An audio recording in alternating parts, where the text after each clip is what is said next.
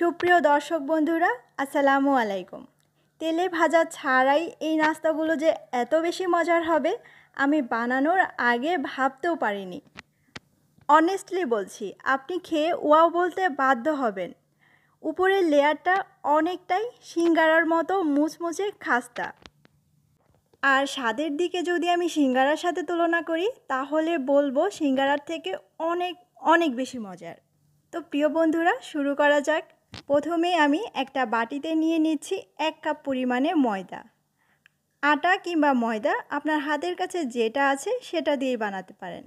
স্বাদ মতো লবণ দিয়ে দিলাম, সেই সাথে দিয়ে দিচ্ছি 1/4 চা চামচের মতো কালো জিরে। কালো জিরেটা অবশ্যই দেওয়ার চেষ্টা করবেন, খুবই দারুণ একটা ফ্লেভার আসে। আর কালো জিরে যে আমাদের স্বাস্থ্যের জন্য অনেক বেশি উপকারী এটা আমরা সবাই কম বেশি জানি। এখানে আমি ঘি দিয়ে দিচ্ছি 1 টেবিল চামচ।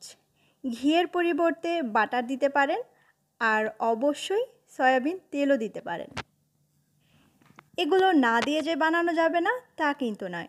ঘি কিংবা তেল যদি দেন তাহলে উপরের লেয়ারটা ক্রিস্পি হবে, খেতে আর একটু বেশি মজার হবে।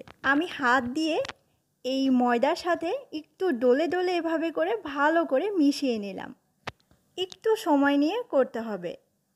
এবারে আমি এর মধ্যে নর্মাল পানি দিয়ে দিচ্ছি। অল্প অল্প করে পানি দিতে হবে, কেননা এই খামিরটা খুব বেশি কিন্তু নরম করা যাবে না, একটু টাইট টাইপের একটা খামির তৈরি হবে। এবারে ঢেকে এক সাইডে এটা রেখে দিচ্ছি। এখানে আমি নিয়েছি বড় সাইজের একটা আলু, সেদ্ধ করে খোসা ছাড়িয়ে নিয়েছি। আলু যদি মিডিয়াম সাইজের হয় তাহলে 2টা নিতে পারেন। আমি একটা কাঁটা চামচ দিয়ে আলু ভর্তা করে নিলাম। এখানে আমি ভাজা শুকনো মরিচ নিয়েছি। শুকনো মরিচের পরিবর্তে অবশ্যই কাঁচা মরিচও দেওয়া যাবে। হাত দিয়ে এই মরিচ আমি একটু ডলে নিচ্ছি। এখানে আমি ভাজা পেঁয়াজ দিয়ে দিচ্ছি। সামান্য পরিমাণ সরিষার তেলে পেঁয়াজটা নরম করে ভেজে নিয়েছি। এবারে হাত দিয়ে মাখিয়ে নিচ্ছি। আপনি চাইলে এখানে চাট মশলা কিংবা ম্যাগি মশলাও দিতে পারেন, আবার চাইলে এখানে একটু সরিষার তেল কিংবা ধনিয়া পাতাও দিয়ে দিতে পারেন।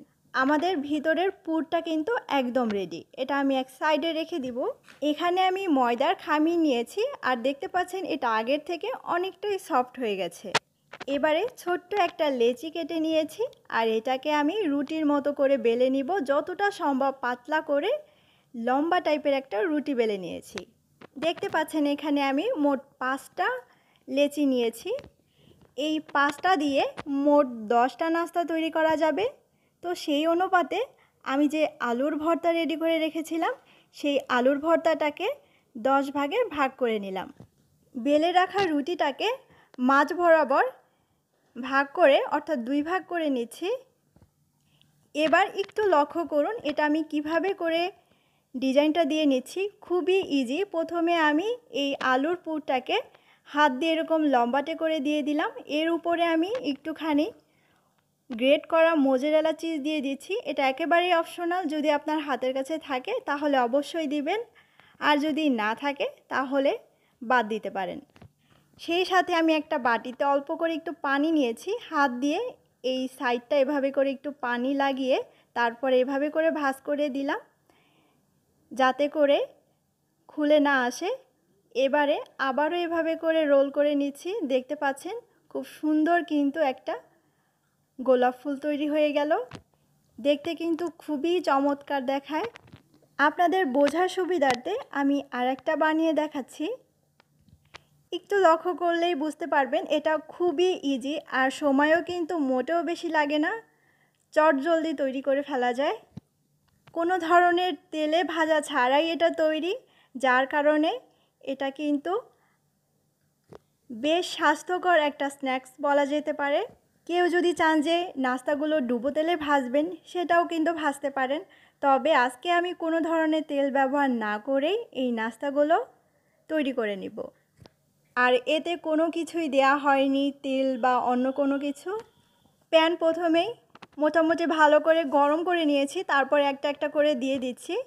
এবারে একটা ঢাকনা দিয়ে ঢেকে চুলার আঁচটা মিডিয়াম টু লোয়ের মাঝামাঝি রেখে 10 মিনিটের মতো রাখবো। এই সময়ের মধ্যে এর ভিতরটা পর্যন্ত ভালোভাবে সেদ্ধ হয়ে যাবে, এতে কোনো কাঁচা ভাব থাকার কোনো চান্স থাকবে না। এবার চুলার আঁচটা বাড়িয়ে দিয়ে উল্টে পাল্টে 4-5 মিনিটের মতো ভেজে নিব, তাহলে সাইডের কালারটাও ভালোভাবে আসবে এবং উপরের লেয়ারটাও অনেকটাই সিঙ্গারার মতো ক্রিস্পি হবে। বর্তমান বাজারে তেলের দাম বেশি বলে কিন্তু বলছি না, এরকম নাস্তা আপনি ট্রাই করতে পারেন। ভাজা পোড়া নিয়মিত খেতে খেতে আমাদের শরীরের কিন্তু 12টা বেজেই যায়। দেখলেন তো, সব দিকেই হয়ে গেল, কোনো দিকেই কিন্তু কাঁচা নেই। আমি এবার এটা চুলা থেকে নামিয়ে নিচ্ছি, আর অবশ্যই এটা কিন্তু গরম গরম সার্ভ করবেন। সসের সাথে খেতে পারেন, দুর্দান্ত লাগবে। তেলে ভাজা যে কোনো নাস্তাকে টেক্কা দিতে পারবে, এটা এতটাই মজার। সবাই অনেক বেশি ভালো থাকবেন এবং আমার জন্য দোয়া করবেন। রেসিপি পছন্দ হলে একটা লাইক দিতে পারেন। ভিডিওটি দেখার জন্য সবাইকে অসংখ্য ধন্যবাদ। আল্লাহ হাফেজ।